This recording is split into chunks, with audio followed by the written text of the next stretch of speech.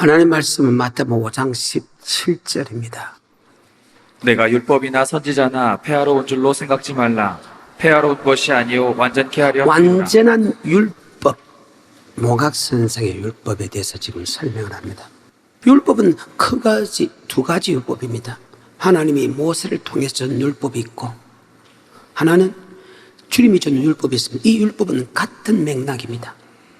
하지만 우리가 말하는 율법은 사라졌다, 율법 지킬 필요 없다는 율법과 꼭 지켜야 할 율법으로 크게 두 가지로 나눠진다. 아멘. 다시 합니다. 율법을 지키려고 많은 사람이 잘못됐다 합니다. 그것은 정말 잘못된 것입니다. 성경에 보게 되면 율법은 크게 두 가지로 나누는데, 그 크게 두 가지로 나누는 율법이 하나는 갈라디아서 3장 22절, 23, 24, 25절에 말하는 몽학선생의 율법이 있고, 갈라디아서 5장 3절 예수 나의 구주로 고백한 사람, 즉 몽학선생의 율법이 사라진 그들에게 다시 율법 전체를 향할 의무를 가졌다는 율법으로 나눠집니다. 율법은 크게 두 가지로 나눠지는데, 다시 갈라디아서 3장 22절입니다. 부터 보겠습니다. 그러나 성경이 모든 것을 죄 아래 가두었으니 이는 예수 그리스도를 믿음으로 말미암은 약속을 믿는 자들에게 주려 함이니라. 믿음이 오기 전에 우리가 율법 아래 매인바 되고 계시될 믿음의 때까지 갇혔느니라. 이같이 율법이 우리를 그리스도에게로 인도하는 몽학선생이 되어 죄의 율법입니다. 아담이 지은 원죄를 모든 사람이 다 타고납니다. 그 원죄를 없이 할 수 있는 것은 오직 예수 그리스도 빛밖에 없다. 그래서 몽학선생이 되어 원죄를 타고난 우리를 갖다가 예수 피 앞으로 인도하는 몽학선생에 대해서 예수를 나의 구주로 고백하면 죄의 율법, 몽학선생의 율법은 사라졌다. 맞습니다. 예수를 믿음을 통해서 몽학선생의 율법은 사라졌습니다. 이것이 갈라디아서 4장 5절에 다시 이런 말을 합니다. 율법 아래 있는 자들을 선량하시고 우리로 아들의 명분을 얻게 하려 하십니다. 예수를 믿기 전에는 우리가 율법 아래 있다는 것, 이 율법 아래 있다는 것은 로마서 5장 12절에 한 번 더 볼까요? 이러므로 한 사람으로 말미암아 죄가 세상에 들어오고 죄로 말미암아 사망이 왔나니 이와 같이 모든 사람이 죄를 지었으므로 사망이 모든 예수를 사람에게 나의 구주로 고백하기 전에는 우리가 아담의 후손은 아담과 같은 죄로 태어난다. 아멘. 그래서 그 죄를 갖다가 죄의 율법이라고 했는데, 그것은 왜 했는지 모르겠습니다. 하나님이 어쨌든 율법 아래 매있다는 것은 아담의 죄 아래 매있다는 뜻이다. 아멘. 그 말입니다. 하지만 예수를 믿음을 통해서 이 몽학선생의 율법, 죄의 율법에서 해방되었다. 그런데 갈라디아서 5장 3절에 보게 되면 죄의 율법에서 해방된 우리에게, 즉 예수를 나의 구주로 고백한 우리에게, 즉 할례를 받았다는 것은 예수를 나의 구주로 고백했다는 것은 몽학선생의 율법은 사라졌다, 죄의 율법은 사라졌다 한 그 사람에게 율법 전체를 향할 의무를 가졌다는 이 율법은 우리는 행해야 돼. 그래서 몽학선생의 율법과 율법 전체를 향할 율법으로 나눠진다. 아멘. 갈라디아서 5장 3절입니다. 내가 할례를 받는 각 사람에게 다시 증거하노니 그는 율법 전체를 행할 의무를 가진 자라. 그런 율법 전체를 향할 의무를 가진 자다 할 때 이 율법은 어떤 율법인가? 시편 89편 3절입니다. 시편 89편 3절입니다. 주께서 이르시되 내가 나의 택한 자와 언약을 맺으며. 택한 자라는 것은 주님을 고백했다, 예수는 나의 구주를 고백했다, 택한 자와 머리 맺고 언약을 맺다. 이런 거 나는 이미 택했다는 것은 예수를 나의 구주로 고백했다, 택한 자와 뭘 맺다? 언약. 택한 자와 언약을 맺었다는 이 말과 할례를 받은 각 사람에게 증거하나니 너는 율법 전체를 향할 의무를 가졌다는 이 언약의 말씀과 이 율법은 같은 뜻이다. 아멘. 신명기 4장입니다. 13절이죠. 여호와께서 그 언약을 너에게 반포하시고 그 언약을 너에게 반포하시고 너희를 지키라 명하시. 곧 두 돌판. 택한 자 먹고 언약은 두 돌판 십계명이다. 13절에 여호와께서 그 언약을 너에게 반포하시고 너희로 지키라 명하셨으니 곧 십계명이며 아멘. 십계명이 왜 두 돌판이다? 십계명과 두 돌판은 다른 말로 8절에 율법이라 얘기하겠다. 그래서 계명과 율법은 택한 자와 언약의 말씀이다. 아멘. 8절입니다. 오늘 내가 너희에게 선포하는 이 율법과 같이 그 규례와 법도가 자, 율법을 다른 말로 규례와 법도다. 율법은 다른 말로 10절에 하나님을 경외하는 법이다. 10절에 내가 호렙산에서 내 하나님 여호와 앞에 섰던 날에 여호와께서 내게 이르시기를 나를 위하여 백성을 모으라. 내가 그들에게 내 말을 들려서 그들로 세상에 사는 날 동안 나 경외함을 자, 배우게 세상을 사는 날 동안 나 경외하는 법을 배워라. 이러므로 내가 배워야 할 것은 하나님을 경외하는 법인데 그 경외하는 법이 율법이다. 아멘. 율법 안에는 규례와 법도가 있다. 세상에서 지킬 행동과 교회에서 예배를 드려야 되는데 몸의 예배와 입술의 예배와 물질을 예배를 드려야 된다. 아멘. 13절에 여호와께서 그 언약을 너에게 반포하시고 너희로 지키라 명하셨으니 곧 십계명이며 자, 율법은 다른 말 언약이다. 곧 십계명이다. 두 돌판이다. 예수를 나의 구주로 고백하게 되면 율법 아래 있지 않는다. 모각 선생의 율법에 해방됐다는 그 율법은 로마서 2장 12절에 아담의 원죄의 율법이다. 그래서 율법이 사라졌다. 맞다. 그것은 몽학 선생의 율법이다. 이 몽학 선생의 율법은 내가 좋은 행동을 해서 그 사라지는 게 아니고 오직 예수를 믿음으로 예수 피로서 우리를 깨끗하게 해서 이름을 예수라 우리를 죄에서 구원했다. 그 죄는 로마서 5장 12절 아담의 원죄에서 구원한다. 에베소 1장 7절에 피로서 구속 제삼을 받았다. 아멘. 그래서 이런 거 나는 예수를 믿음 통해서 우리는 아담의 원죄는 사라졌다. 아멘. 그런데 그 사라진 그 사람에게 율법 전제를 향할 이 율법은 영생의 율법이다. 아멘. 허사가 아니고 생명이다. 그래서 예수 믿는 사람에게 반드시 지키자 할 율법이 있다. 신명기 27장 8절과 9절에 너는 이 율법의 모든 말씀을 그 돌들 위에 명백히 기록할지니라. 모세가 레위 제사장들로 더불어 온 이스라엘에게 고하여 가로되 자, 이스라엘 백성 이미 예수를 믿고 있지요. 그런데 율법을 갖다 돌들에 기록하여라. 이 율법, 예수 믿는 사람의 율법, 이 율법은 허사가 아니고 생명이다. 예수 믿는 사람의 반드시 복종해야 될 율법이 있다. 아멘. 그래서 갈라디아서 5장 3절에 할례 받은 각 사람에게 너에게 정관하니 너는 율법 전체를 향할 의무를 가졌다. 할 때 이 율법은 어떤 율법일까? 다시 예수 믿는 사람에게 율법을 그들에게 가르쳐 지키라는데 이 율법은 어떤 율법인가? 이 율법은 바로 영생 얻는 율법이다. 아멘. 다시 신명기 27장 8, 9, 10절입니다. 너는 이 율법의 모든 말씀을 그 돌들 위에 명백히 기록할지니라. 모세가 레위 제사장들로 더불어 온 이스라엘에게 고하여 가로되 이스라엘아 잠잠히 들으라. 오늘날 내가 내 하나님 여호와의 백성이 되었으니 그런즉 내 하나님 여호와의 말씀을 복종하여 내가 오늘날 내게 명하는 그 명령과 규례를 행할지니. 율법과 명령과 규례는 동일한 말이다. 아멘. 그러면 율법은 왜 지키느냐? 바로 32장 46절에 율법은 허사가 아니고 생명이기 때문이다. 바로 영생 얻는 법이기 때문이다. 천국 가는 말씀이기 때문이다. 그래서 몽학 선생의 율법과 영생 얻는 율법으로 나눠진다. 신명기 32장 46절의 말씀입니다. 그들에게 이르되 내가 오늘날 너에게 증거한 모든 말을 너희 마음에 두고 너희 자녀에게 명하여 이 율법의 모든 말씀. 자, 그럼 이 율법은 예수를 고백한 사람에게 지켜야 할 율법 맞지요? 이 율법은 다른 말로 십계명 맞지요? 그런데 몽학 선생의 율법은 십계명이 아닙니다.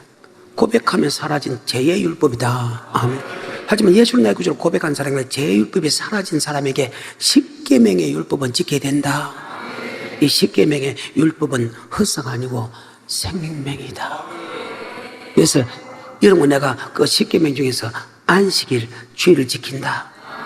주일을 지킬 때 우리의 몸도 오고 우리의 물질도 온다. 그래서 여러분과 내가 지키라는 영생의 법 속에 들어가는 안식을 지키라 하기 때문에 우리는 안식을 지키는 것이, 만약에 율법이 사라졌다 그러면 여러분과 내가 주일 지킬 필요도 없고 예배 드릴 필요가 없다, 하나님께 물질 드릴 필요 없다, 머릿속에 잘 박혀 못이 되었어요. 절대 아버지 말씀을 믿고 따라가는, 그리고 생명을 얻되 이 땅에 풍성한 축복까지 다 얻는 그런 위대한 축복자가 되기를 좀 축복합니다. 성경입니다. 헛사가지고 뭐다고요? 다시 46절입니다. 그들에게 이르되 내가 오늘날 너에게 증거한 모든 말을 너희 마음에 두고 너희 자녀에게 명하여 이 율법의 모든 말씀을 지켜 행하게 하라. 이는 너희에게 허사가 아니라 너희의 생명이다. 자, 율법은 허사가 아니고 생명이 되는 이 율법은 바로 기본들이 십계명이다. 그 계명이다, 율법이다, 복음이다, 동일한 말입니다. 근데 이 말씀이 신약에서 어떻게 기록되느냐? 신약에서도 사도 바울이 기록했는데 성경에 어떻게 기록했나? 사도행전 7장 37절 38절에서 이 언약의 말씀, 이 십계명, 이 율법이 바로 생명의 도다. 아까 율법은 헛사가 아니고 생명이라고 했는데 동일하게 설명해. 사도행전 7장 37절 38절에 이스라엘 자손을 대하여 하나님이 너희 형제 가운데서 나와 같은 선지자를 세우리라 하던 자가 곧 이 모세라. 신의 산에서 말하던 그 천사와 및 우리 조상들과 함께 광야 교회에 있었고 또 생명의 도를 받아 우리에게 주던 자가 이 사람이라. 자, 하나님 예수를 나의 구주로 고백한 사람이 택한 자입니다. 언약을 맺습니다. 그 언약의 말씀을 하나님이 구약의 모세를 통해서 말씀을 줬다. 그런데 모든 백성이 다 듣게 만들었죠. 이 말씀이 아까 허사가 아니고 생명이란 말과 생명의 도, 생명의 도라는 것을 말씀인데 생명의 말씀이라는 말과 동일하다.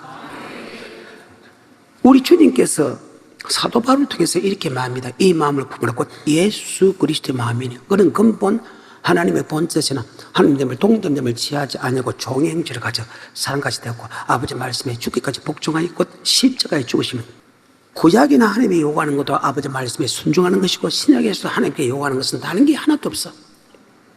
너 하나님이 요구하는 것이 무엇이냐? 딱 아버지 말씀에 순종하는 것이다. 그래서 이 마음을 품으라 곧 예수 그리스도의 마음이니, 예수가 아버지 말씀에 예하고 복종한 것처럼 우리가 생명의 말씀에 예하고 복종해야 된다. 아멘. 율법은 크게 두 가지로 나눈다. 그래서 하나는 몽학 선생의 율법과 하나는 영생 얻는 율법으로 나눠집니다. 몽학 선생의 율법과 하나님의 사랑, 이웃 사랑 율법 달라집니다. 이 몽학 선생의 율법은 이미 예수를 믿음을 통해 사라지고 예수 믿는 사람에게 택한 자가 뭘 맺고 언약의 율법을 줍니다. 이 언약의 율법은 영생 얻는 법인데 이 언약의 율법이 또 두 가지로 갈라집니다. 즉 모세를 통해 준 율법과 주님을 준 율법으로 나눠진다. 아멘. 모세를 통해 준 영생의 법과 율법과 주님 준 율법으로 나눠진다. 어디서부터? 마태복음 5장부터 나눠지는 거예요. 그럼 우리는 영생 얻는 법을 지켜야 되는데 어떤 법을 지키냐? 모세가 전하는 구약의 율법을 지키는 게 아니고 예수님이 전하는 율법을 지켜야 영생 얻는다. 아멘. 그것을 머릿속에 저번 시간에 했죠. 다시 5장 17절입니다. 내가 율법이나 선지자나 폐하러 온 줄로 생각지 말라. 폐하러 온 것이 아니요 완전케 하려 함이로라. 자, 완전케 한다. 프레디노 프레데오, 없어진 게 아니고 더 완성시키려 한다. 자, 구약과 신약은 율법 얻는 법은 같습니다. 구약도 계명을 지켜야 율법 얻습니다. 예수를 고백한 것이 율법을 지켜 천국 갑니다. 신약도 계명을 지키고 율법을 지켜 천국 갑니다. 그런데 구약의 율법과 신약의 율법과 구약의 계명과 신약의 계명은 약간 달라졌다. 그래서 지금 예수 이후로부터 예수가 전하는 율법을 지켜야 천국 간다. 아멘. 그래서 지금 바뀐 것만 설명한 것이 산상손이다. 정말로 중요합니다. 다시 5장 17절에 내가 율법이나 선지자나 폐하러 온 줄로 생각지 말라. 폐하러 온 것이 아니요. 자, 이 율법은 몽학 선정의 율법입니까? 십계명의 율법입니까? 그래요. 선지로 폐하러 온 줄로 더 완성시키러 왔다. 그래서 구약의 율법을 그대로 넘어오는데 하면 바뀐 것만 기록된 것이 산상수훈이다. 뭐만 기록된 거? 완전케 함. 깜짝 기본적인 십계명이면 제 1계명 넘어오지요. 제2계명 넘어오지요. 자, 나 위에 다른 신을 두지 마라. 만들지 마, 저자지 마라. 여호와 이름을 망절시키지 마라. 안식일을, 내 부모를, 이는 그대로 넘어옵니다. 그 다음에 살인하지 말라, 간음하지 말라, 거짓 증거하지 마라, 독재하지 마라, 탐하지 마라. 이것도 그대로 넘어옵니다. 바로 10계명 중에서 2계명이 바뀐다. 6계와 7계가 바뀝니다. 살인하지 말라, 간음하지 말라가 바뀝니다. 바뀐 율법만 이렇게 바뀌었다고 설명하는 장면입니다. 그래서 영성언약 율법에는 2가지 율법이 있는데, 하나님이 모세를 좋아해서 준 율법이 있고 주님이 준 율법이 있다. 그러면 이 시대는 어떤 율법을 지키느냐? 구약의 율법을 지키는 게 아니고 주님 시대 이후부터는 주님이 주는 율법, 주님이 주는 영생의 법을 지켜야 천국 간다. 아멘. 5장 17절에 내가 율법이나 선지자나 폐하로운 줄로 생각지 말라. 폐하로운 것이 아니요 완전케 하려 함이로라. 진실로 너희에게 이르노니 천지가 없어지기 전에는 율법의 1.1을 왜 율법을 없애한다? 아까 없어진 율법은 몽학선지자 율법이고 맞죠? 이 율법은 예수 믿는 사람에게 영성언약 율법이기 때문에 이 세상에 없어지지 않는 한은 절대 없어지지 않는다. 왜? 예수 믿는 사람에게 영성언약 법이기 때문에. 아니, 예수 믿는 사람에게 영성언약 법이 사라지면 고백해도 지옥 가지. 그래서 천지가 없어지기 전에 율법의 1.1도 없어지지 않고 그대로 다 이루느니라. 계속해서 19절 그러므로 누구든지 이 계명 중에 지극히 작은 것 하나라도 버리고. 율법하고 계명이 같다. 율법이 이렇게 있는 밑에 계명과 율법은 동일한 말이다. 계속해서 이 계명 중에 시작. 그러므로 누구든지 이 계명 중에 지극히 작은 것 하나라도 버리고 또 그같이 사람을 가르치는 자는 천국에서 지극히 이 말씀은 목사가 이 말씀 니는 지키고 자기는 지키는데 성도도 보고 이 사람이 지키려고 하면 기분 나쁘고 도망갈까 싶어서 지극히 작은 거 버린 다음에 자기는 지킨다는 조건입니다. 하지만 네가 제 아무리 말씀을 지키고 가르칠 때 지극히 작은 거 하나 빼면 천국에서 지극히 작다 일컬음 받을 것이고, 네가 그 말씀대로 그대로 네가 지키고 그대로 가르친 사람은 천국에서 크다 일컬음 받을 것이다. 다시 5장 17절입니다. 내가 율법이나 선지자나 폐하로운 줄로 생각지 말라. 폐하로운 것이 아니요 완전케 하려 함이로라. 진실로 너희에게 이르노니 천지가 없어지기 전에는 율법의 1.1핵이라도 반드시 없어지지 아니하고 다 이루리라. 그러므로 누구든지 이 계명 중에 지극히 작은 것 하나라도 버리고 또 그같이 사람을 가르치는 자는 천국에서 지극히 작다 일컬음을 받을 것이요 누구든지 이를 행하며 가르치는 자는 천국에서 크다 일컬음을 받으리라. 내가 너희에게 이르노니 너희 의가 서기관과 바리새인보다 더 낫지 못하면 결단코 천국에 들어가지 못하리라. 여기에 어는 로마서 2장 13절에 옵니다. 즉 예수를 고백하는 어가 아니고 이 어는 율법을 지키는 어다. 로마서 2장 13절에 하나님 앞에서는 율법을 듣는 자가 의인이 아니요 오직 율법을 행하는 자라야 의롭다 하시니 하나님 앞에서 율법을 듣는 자가 의인이 아니요 율법을 행하는 자가 의롭다 하시면 어떻다. 이 너희 어가 바리새인보다 서기관보다 더 낫지만, 자, 바리새인과 서기관들은 모세가 전한 율법을 전하죠. 그럼 예수님은 예수가 전한 율법을 전하죠.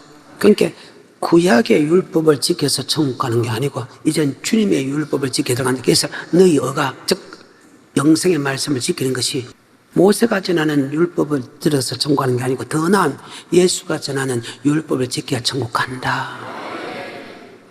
로마서 2장 13절입니다. 시작.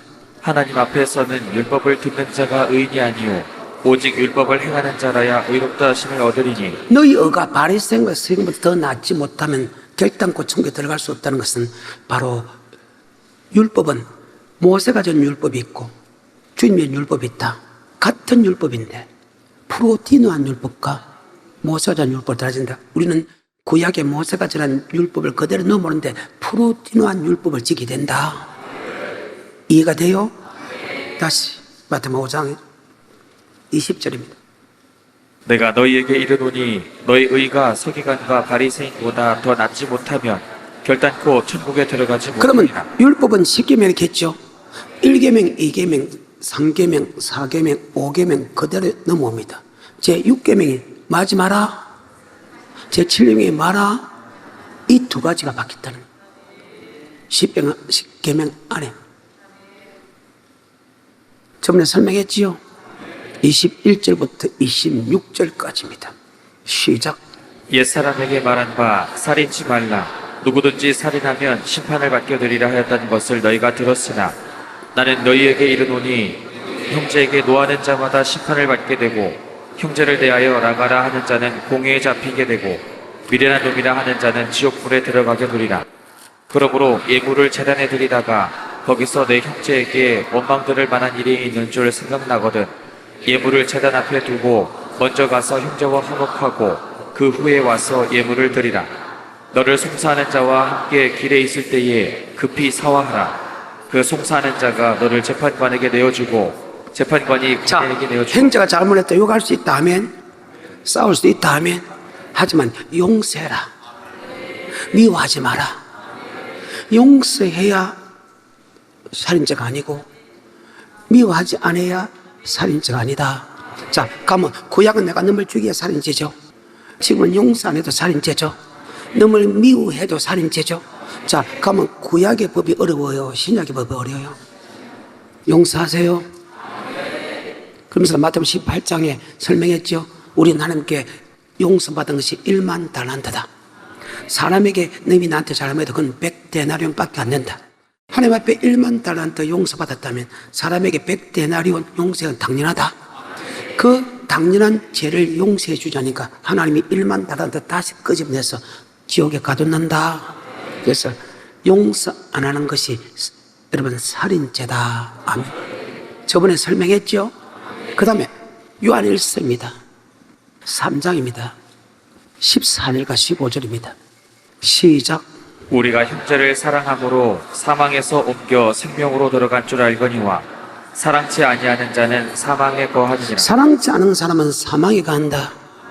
계속해서 그 형제를 미워하는 자마다 살인하는 자. 형제를 많은 자마다, 다시 많은 자마다, 많은 자마다. 자, 예수 믿는 사람이 형제 맞지요? 그래요. 여러분, 한 교인, 같은 교인이면서도 미워하는 사람은 살인하는 사람이에요. 살인은 그 속에 영생이 없느니라. 너희는 다, 예수 믿는 너희는 다 형제니라. 누가 내 형제고 부모요? 제자들 보고 너희가 형제다. 아멘. 밖에 사람이 형제 아니고 집안 사람은 여러분 또 형제지만은 예수같이 믿는 사람들이 형제다. 계속해서 그 부분에 다시 한 번 더 14절. 우리가 형제를 사랑함으로 사망에서 옮겨 생명으로 들어간 줄 알거니와 사랑치 아니하는 자는 사망에 거하느니라. 그 형제를 미워하는 자마다 살인하는 자니 살인하는 자마다 영생이 그 속에 거하지 아니하는 것을 너희가 아는 거라. 알고 알고 있는 바다. 순간적으로 성을 내고 썰고 내고 성을 내고 했지만은 용서해라. 용서에 미움이 없지. 용서하지 않으면 미워하잖아요. 미워하는 사람은 살인죄다. 용서하지 않는데도 살인죄라는 그 말이나 미워하는 것도 살인죄다 하는 말은 동일한 말이다. 자, 그러면 구약의 살인죄와 신약의 살인죄 달라졌죠? 그러면 우리는 지금 신약의 살인죄를 짓게 되죠? 그래서 용서하세요. 미워하지 마세요. 또 바뀐 10계명에서 바뀐 게 있습니다. 마태복음 5장 27절. 또 간음치 말라 하였다는 것을 구약의 못을 준 10계명에서 간음치 말라 그 말씀이 그대로 넘어오는데 구약은 내가 몸으로 간음해도 간음죄입니다. 그런데 신약은 마음에 뭘 품어도 이미 간음했다는 음욕을 품고 만지고 음욕을 품고 찾아가고 음욕을 품고 내가 유혹을 받고 음욕을 품고 이혼하면 아멘. 그것은 엄란했다는 간음했다는 거예요. 그럼 구약의 간음이 쉽습니까? 신약의 간음이 쉽습니까? 구약의 간음이 훨씬 쉽지요? 그런데 이 신약의 간음죄에 해당하는 사람이 단 한 사람도 있을까? 저는 있다고 생각해요. 훈련을 받으면 안 할 수 있습니다. 말씀을 알고 훈련을 받으면. 그런데 말씀을 모르면 절대 이 법을 떠날 수가 없습니다. 아까 살인죄도 맞죠? 말씀을 알면 살인 안 할 수 있죠? 그거 맞죠? 이 간음도 말씀을 알아야 속의 법까지 간음 안 할 수 있다. 그러면 간음한 마음으로 만져도 안 되죠? 찾아가도 안 되죠? 유혹을 받아도 안 되죠? 여러분, 가늠한 이유 없이 이혼해도 안 되죠? 그 여자에게 장가가는 것도 이혼하게, 가늠하게 합니다. 말씀을 하면 절대 그렇지 않습니다. 몰랐으니까 그랬어요. 27절입니다. 또 가늠치 말라 하였다는 것을 너희가 들었으나 나는 너희에게 이르노니 여자를 보고 음욕을 품는 자마다 음욕을 품지 않는 사람이 이 세상에 가만히 있을까? 근데 음욕의 기준이 어디냐 나옵니다. 계속해서 28절 나는 너희에게 이르노니 여자를 보고 음욕을 품는 자마다 마음에 이미 가늠하였느니라. 만일 내 오른눈이 너로 실족해 하거든 빼어내버리라. 자, 그 여자가 음욕이라서 계속 그 여자를 쳐다보고 그 여자를 바라보는 거 그건 잘못된 거다. 그래서 욥은 내 눈과 뭐를 맺었다? 언약을 맺었다. 나는 아름다운 여인을 늘 보지 않았다. 그랬다면 하나님 내게 준 분깃이 뭐겠나? 고통과 저주 아니겠느냐? 참 욥은 대단한 사람이다. 구약의 사람이면서도 아름다운 여인을 자기 눈으로 보지 않았다는 것. 복을 듣거든 돌렸다는 것. 그 여자가 자꾸 보이면 돌렸다는 거예요. 어때요? 요셉은 유혹을 했는데 맞아요? 도망갔다는 거예요. 유혹하면 도망가. 그 말입니다. 솔로몬 형님한테 물어봐서 행복하냐? 아니야. 1000명의 여자 같아도 고통밖에 없다. 수고와 고통밖에. 여러분 착각하지 말라는 거예요. 하나님의 인생에게 절대 만족은 안 줬어. 우물가의 여인 5명 남편 살아보고 만족이 없어서 또 이혼했어요. 6번째 여자는 결혼하고 이혼하려고 한 게 부끄러우니까 살아보고 괜찮으면 살고 있는 중에 만족이 있더냐? 없대요. 그래 만족 없다. 내가 주는 물을 마시는 목마르지 아니할 것이다. 그 물을 주십시오. 우리가 주는 물을 마시면 아내 한 사람으로서 남편 한 사람으로서 만족이 있다. 아멘. 다시 5장 27절부터 시작. 또 가늠치 말라 하였다는 것을 너희가 들었으나 나는 너희에게 이르노니 여자를 보고 음욕을 품는 자마다 마음에 이미 가늠하였느니라. 만일 내 오른눈이 너로 실족해 하거든 빼어내버리라. 내 백체 중 하나가 없어지고 온몸이 지옥에 던지우지 않는 것이 유익하며 또한 만일 내 오른손이 너로 실족해 하거든 찍어내버리라. 만지만 마치 음란이 마음에 음욕을 품고 만졌는데 사람의 환경적으로 육체는 안 했어. 그래도 이미 음욕을 품고 만졌다면 육체적으로 가늠 안 해도 그건 가늠죄다. 그래서 여자 만지지 마. 젊은 아이들도 만지는 거. 그래서 내가 여러분에게 악수도 안 하는 거. 그건 아무것도 안 있으면 그래도 안 하려고 노력하는 거. 계속해서 30절 또한 만일 내 오른손이 너로 실족해 하거든 찍어내버리라. 내 백체 중에 하나가 없어지고 온몸이 지옥에 던지우지 않는 것이 유익하니라. 또 일렀으되 누구든지 아내를 버리거든 이혼 증서를 줄 것이라 하였으나 나는 너희에게 이르노니 누구든지 음행한 연고 없이 아내를 버리면 이는 저로 가늠하게 하며 또 누구든지 버린 여자에게 장가드는 자도 가늠함이니라. 아멘. 구약의 가늠과 신약의 가늠이 달라진다. 성경입니다. 가늠한 여자죠. 요한복음 8장. 그런데 이 산상수훈을 알면 그 뜻을 정확히 알 수 있다. 그래서 산상수훈을 모르면 오늘 방금 한 설교를 모르면 요한복음 8장에 이 뜻이 무엇인가는 몰라. 8장 1절에 시작. 예수는 감람산으로 가시다. 아침에 다시 성전으로 들어오시니 백성이 다 나아오는지라. 앉으사 저희를 가르치시더니 서기관들과 바리새인들이 간음 중에 잡힌 여자를 끌고 와서 가운데 세우고 예수께 말하되 선생이여 이 여자가 간음하다가 현장에서 잡혔나이다. 모세는 율법에 이러한 여자를 구약에서는 현장에서 간음하면 돌로 쳐 죽이죠. 그럼 당신이 하나님의 아들이거든. 아들이라고 했으니까 당신은 하나님의 아들이면 당신도 율법이잖아요. 당신이 율법이잖아요. 즉 당신이 말씀이잖아요. 당신의 말씀이면 이 여자를 돌로 쳐 죽이게 되는데 당신은 어떻게 판결하는가? 주님을 시험코자, 즉 2단이다 3단이다 그것을 잡기 위해서 지금 주님을 시험고자 주님에게 현장에서 가난한 여자를 주님께 와서 물어보면서 어떤 대답을 할까? 거기 대답이 나쁘면 죽이려고 하면 지금 그 하는 장면입니다. 다시 3절부터. 서기관들과 바리새인들이 간음 중에 잡힌 여자를 끌고 와서 가운데 세우고 예수께 말하되 선생이여 이 여자가 간음하다가 현장에서 잡혔나이다. 모세는 율법에 이러한 여자를 돌로 치라 명하였거니와 선생은 어떻게 말하겠나이까? 저희가 이렇게 말함은 고소할 조건을 얻고자 하여 예수를 시험하밀러라. 예수께서 몸을 굽히사 숟가락으로 땅에 쓰시니 저희가 묻기를 맞이 아니하는지라. 이에 일어나 가라사대 너희 중에 죄 없는 자가 먼저 돌로 치라 하시고. 아멘. 자, 예수님께 글로 썼지요. 그들이 쓴 것만 그들이 들었다고 기록됐습니다. 그럼 도대체 어떤 말씀을 적었을까? 뻔하잖아요. 바로 풀어드린 율법을 적었다. 그래. 구약의 모세의 법으로는 현장에서 가라면 돌로 쳐라 했는데 이 말입니다. 당신이 그럼 어떻게 해석하겠냐 말. 주님께서 바닥에 글로 씁니다. 근데 글로 쓰고 그들이 그를 듣고, 자, 너희 중에 간음하지 않는 사람이 돌로 쳐라 할 때 위에서부터 밑에 사람까지 한 사람도 없이 다 도망갔죠. 자, 그러면 저들도 간음을 했다 이거 말이죠. 주님이 주는 프로티노 법에 다 간음을 했다. 네가 간음한 현장에 간음하니까 간음하지 않는 사람이 돌로 쳐라. 구약의 간음은 육체로 간음한 게 하지만 신약의 간음은 마음에 머리 품어도 간음한 게. 자, 너희가 간음하지 않았다면 이 신약의 법에다 간음하지 않으면 쳐라 그 말입니다. 3절부터 다시. 서기관들과 바리새인들이 간음 중에 잡힌 여자를 끌고 와서 가운데 세우고 예수께 말하되 선생이여 이 여자가 간음하다가 현장에서 잡혔나이다.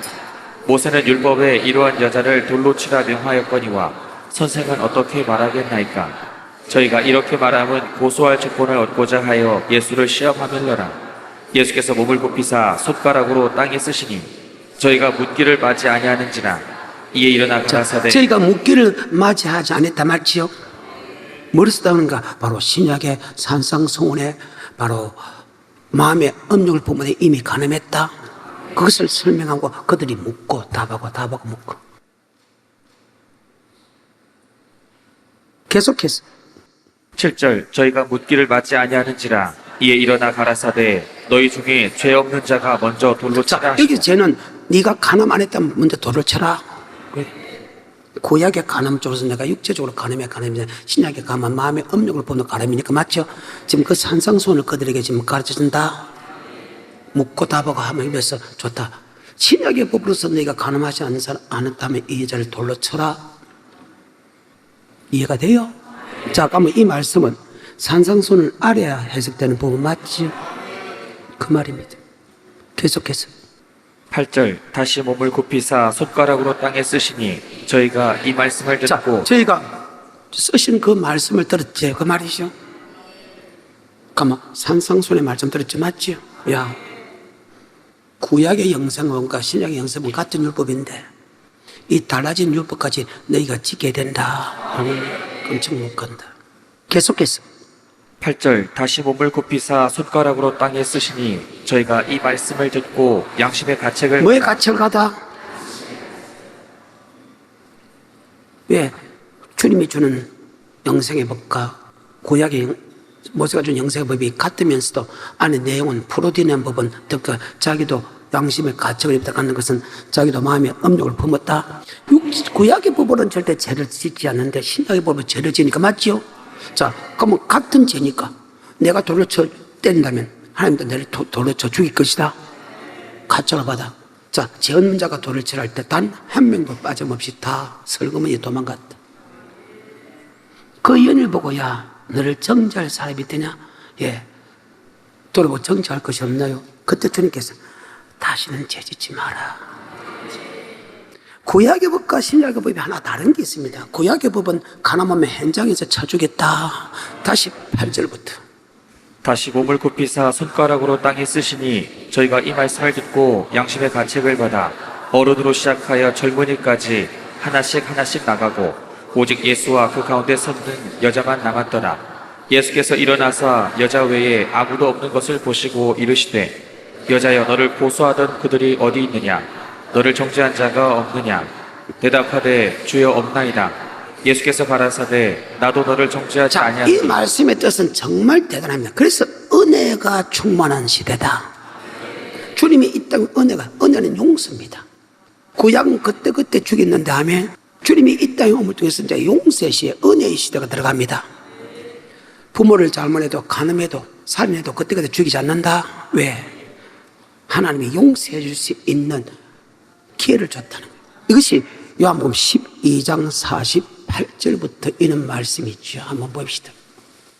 나를 쳐버리고 내 말을 받지 아니하는 자를 심판할 이가 있으니 자, 우리는 주님께서 반드시 심판한다. 근데 심판 때 어느 때 심판하? 마지막 날 우리가 주님 앞에 섰을 때 심판한다. 그래서 지금은 은혜의 시대를 한다. 구약은 그때 죽였는데 주님이 이 땅에 오물 통해서 지금은 돌이킬 수 있는 기회를 준다. 돌릴 수 있는 기회를 준다. 하지만 마지막 날 심판한다. 그래서 은혜의 시대다. 그리고 진리가 충만하다는 것은 구약은 주의 종마 성결 가지 있지만 신약은 모든 사람이 말씀을 다 가질 수 있다. 그래서 은혜와 진리가 충만한 시대다. 아멘. 48절부터 나를 쳐버리고 내 말을 받지 아니하는 자를 심판할 이가 있으니 곧 나의 한 그 말이 마지막 날에 저를 심판하리라. 내가 내 자유로 말한 것이 아니오 나를 보내신 아버지께서 나의 말할 것과 이를 것을 친히 명령하여 주셨으니 나는 그의 명령이 영생인 줄 아노라. 하나님께서 내게 주는 그 말씀은 맹리요 그 명령이 영생이다. 다시 48절입니다. 시작. 나를 쳐버리고 내 말을 받지 아니하는 자를 심판할 이가 있으니 곧 나의 한 그 말이 마지막 날에 자, 지금은 심판하지 않지만 마지막 날에 심판하기 때문에 그 말이죠. 다시 요한복음 8장 8절부터 다시 몸을 굽히사 손가락으로 땅에 쓰시니 저희가 이 말씀을 듣고 양심의 가책을 받아 어른으로 시작하여 젊은이까지 하나씩 나가고 오직 예수와 그 가운데 섰는 여자만 왜? 남았더라. 그들은 구약의 법으로서는 가늠 안 했는데 신약의 법으로 가늠했기 때문에 왔죠. 10절 예수께서 일어나사 여자 외에 아무도 없는 것을 보시고 이르시되 여자여 너를 고소하던 그들이 어디 있느냐 너를 정죄한 자가 없느냐 대답하되 주여 없나이다. 예수께서 가라사대 나도 너를 정죄하지 아니하노니 가서 다시는 죄를 나도 너를 짓지 지금 말라. 정죄하지 않는다. 심판하지 않는다. 그것은 아까 심판은 주님께 맡겼지만 주님께서 지금 심판한 게 아니고 마지막 날에 심판한다. 그 말입니다. 다시 요한복음 12장 48절의 말씀. 그래서 지금은 돌이키면 된다. 돌이키면 된다. 그래서 회개하라. 잘못된 길에서 돌이키라. 천국이 가까웠느니라. 이제는 돌이키면 된다. 반드시 돌이켜야 된다. 시작. 나를 쳐버리고 내 말을 받지 아니하는 자를 심판할 이가 있으니 곧 나의 한 그 말이 마지막 날에 마지막 날에 심판하기 때문이다. 아멘. 동일한 말씀이 마태복음 13장 24절입니다. 예수께서 그들 앞에 또 비유를 베풀어 가라사대 천국은 좋은 씨를 제 밭에 자, 뿌린 영생의 말씀을 지금 예수 믿는 사람에게 뿌렸다. 그들이 말씀을 깨닫지 못할 때 마귀가 더 뿌리도 같다. 그 말이 맞습니까? 마귀는 아버지 말씀에 순종하지 못하게 한다. 그래서 가늠했다. 그 말입니다. 아버지 말씀을 가늠하지 말라 했는데 마귀의 유혹을 받아서 가늠했다. 그 말입니다. 이제 가늠죄를 이 말씀을 집에 넣으면 계속해서 24절 예수께서 그들 앞에 또 비유를 베풀어 가라사대 천국은 좋은 씨를 제 밭에 뿌린 사람과 같으니 사람들이 잘 때에 그 원수가 와서 곡식 가운데 가라지를 덧뿌리고 갔더니 싹이 나고 결실할 때에 가라지도 보이거늘 집 주인의 종들이 와서 말하되 주여 밭에 좋은 씨를 심지 자, 아니하나이까. 구약은 그때 심판했죠. 제자들까지도 그때 심판한다. 뽑을까요? 놔둬라. 가라지 뽑다가 알고. 자, 여러분 지금은 내가 가늠하면 가라지 맞죠? 근데 가라지가 뒤에 회개해서 알고 될 수 있죠? 그래서 가라지 뽑다가 알고 뽑을까? 두렵다? 둘 다 추수 때까지 보내줘라. 그때 심판하지 않고 주님께서 마지막 심판한다. 그래서 지금 은혜의 시대다. 감사하게 생각하십시오.